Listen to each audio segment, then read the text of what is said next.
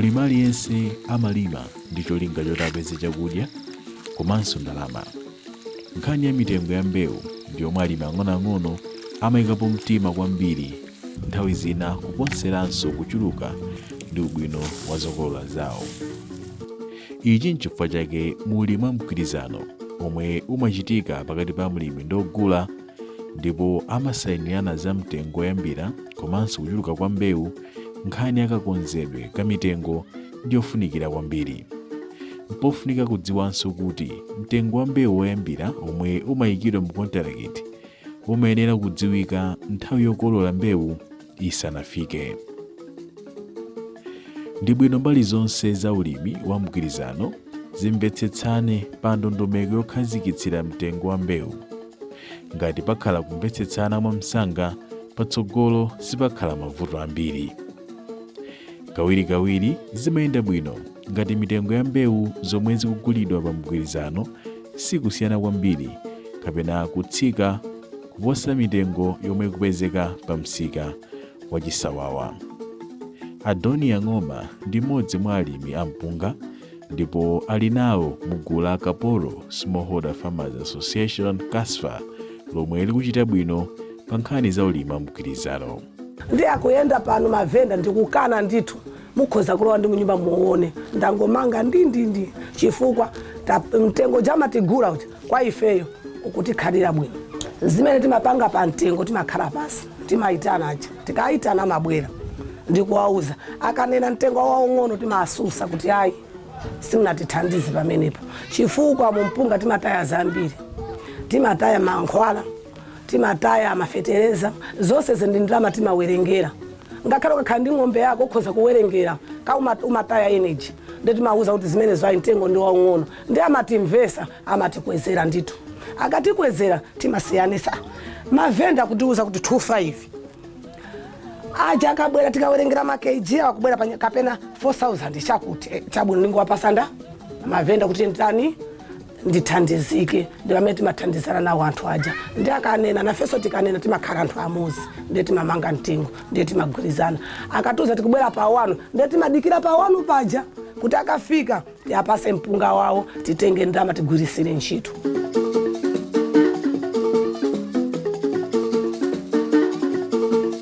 Kukambirana mtengo omwe ogula adzagulire mbewu patsogolopo kukuyenera kupangidwa poyang'anira katundu ndi zipangizo zomwe zigwiritsidwe ntchito pa ulimi mogwirizananso ndi kukula kwa malo omwe kukulimidwa mbewu. Apa ndi pomwe pamafunika ndondomeko ya zachuma ya mlimi yosonyeza chithunzithunzi cha ndalama za malo omwe mlimi walimapo mbewu, zipangizo za ulimi, nambala ya masiku amene alimi ali kumunda ndi malipiro awo, mtengo olipira ntchito, thirekita ngati yobwereka, zopopera m'minda, madzi ndi zina zambiri. Izi zimachitika ndi cholinga choti mtengo umene mbali zonse zagwirizana uthandize kubwenza zonse zimene mlimi waononga ndipo atsale ndi cholowa china chapadera. Ephangweni Pre-Cooperative yomwe ili kwa agenda mboma la Mzimba imatsatira izi malingana ndi mlembi wawo Chimwemwevunga. Ngati ne andithandiza kwambiri chifukwa poyamba ngati farmer business school sinimaziwa china chilichonse kulowesa kuti ukalowesa ndalama ukena kukalowesa uzionenso kuti kodi ndalowesa zingati koma zatulukaso zingati. Ndeni ndinaphunzirapo zinandiphunzitimbikisa kwambiri komanso ngati gulu tinalimbikitsaso kuti sitimangokhalira muchabe sitimaziwa kuti zimakhala chonchi. Ife alimi timanena mtengo wathu ndiye timagwirizana kuti koma pa mtengo uwu mutha kutigula. Mmene iwe unalowesera zinthu ngati mlimi munda kuti kodi unalowesa ndalama zingati, nde umayamba kaya kupalira kutiyesere kuzala kupalira kena akaso kubwerera moso kuzatenga kumunda kuja kuzika kunyumba kupuntha uyike mmatumba auja aganyu kuti akatengeso kumunda ngati ngolo. So zonse zija umaziwerengesera kuti kodi ndalowesa ndalama zingati, then tikanena mtengo uwu kodi zigwirizana. Ndi pamene sopa timazaziwa kuti apa ndi gross margin, ndi pamene sopa timatenga mtengo kuti pa mtengo uwu ndineneka kale 300 ndeti ndalama yanga jenalowesa ija ibwezedwa. Zimakhala bwino kuti ndondomeko komanso zokambirana zokonza mitengo zichitike nthawi yabwino alimi asanadzale kuti akhale ndi chidziwitso chokwanira kuwathandiza kupanga chiganizo chabwino chokhudza malo amene akufuna kugwirako ntchito. Pamafunikanso kafukufuku kokwanira pofuna kupeza momwe misika ina ikugulitsira kapena idzagulitsire mitundu ya mbewu yomwe ikulimidwa.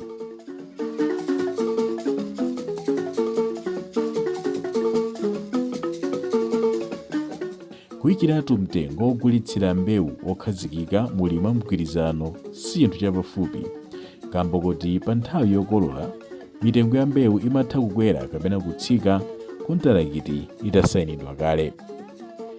Ngati mtengo wa msika ulokwera kuposa mtengo wa muli wamgwilizano, pali chiopsezo chakuti alimi akhoza kugulitsa mbewu zawo kunja kwa mgwilizano. Choncho migwilizano imakhala ndi mtengo woyambira umene ogula amavomereza kuti ndi wodzagwire ntchito mosalabadira mtengo wakumsika pa nthawi yokolola. Mtengo umene waperekedwa usakhale wotsika kusiyana ndi umene boma la Malawi lakhazikitsa ngati mtengo woyambira wa mbewu ikulimidwayo, chifukwa kutero kungapangitse mgwilizanowo kukhala osemphana ndi malamulo.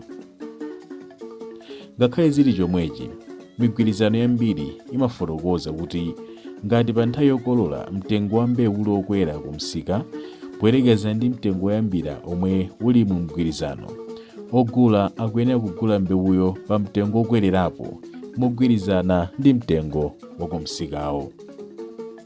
Kungakhale kofunikira kuona mitengo ya ogula mbewu apachipiku omwe yayandikana ndi midzi yapafupi.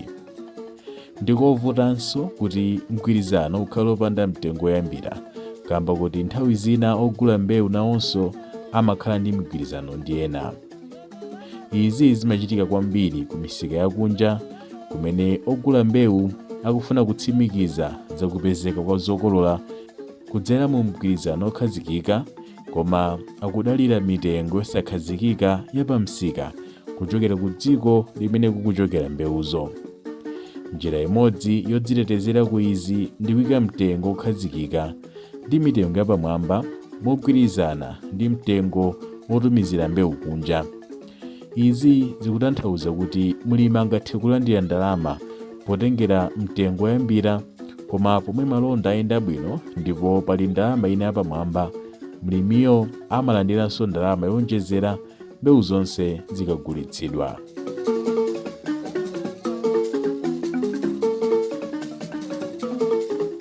Pamene mtengo ukukonzedwa muli mgwilizano, ndalama zodula za katundu ndi zipangizo zimene zimaperekedwa kwa mlimi zitchulidwe. Ngati pali zochotsera mtengo chifukwa cha mbewu imene si yabwino, izi zikambidwe molingana ndi magiredi. Mwa njira ina, mgwilizano ukhale ndi mfundo zolimbikitsa mlimi, ngati kupereka mtengo wabwino pomwe mbewu ya giredi yapamwamba yachuluka.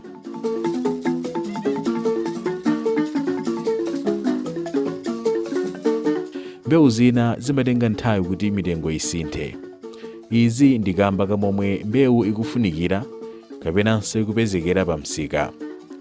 Kufunika komanso kapezedwe ka mbewu pamsika kumatengeranso mmene anthu akusinthira pakadyedwe ka tsiku ndi tsiku, kukula kwa chiwerengero cha anthu m'matawuni, komanso phindu lomwe alimi akupeza kuchokera ku mbewuzo. Palinso kusintha kwa mitengo kwa pafupipafupi kumene kumachitika mogwirizana ndi kuchuluka kwa zokolola zatsopano, mbewu zogonera komanso chidwi cha anthu pa mtundu wa mbewuyo. Pomwe anthu amaliza kumene kukolola, mitengo ya mbewu imakhala yotsika kwambiri. Mitengoyi imayambanso kukwera pomwe mbewu zayamba kusowa ndipo nyengo ya chilimwe ikuyandikiranso.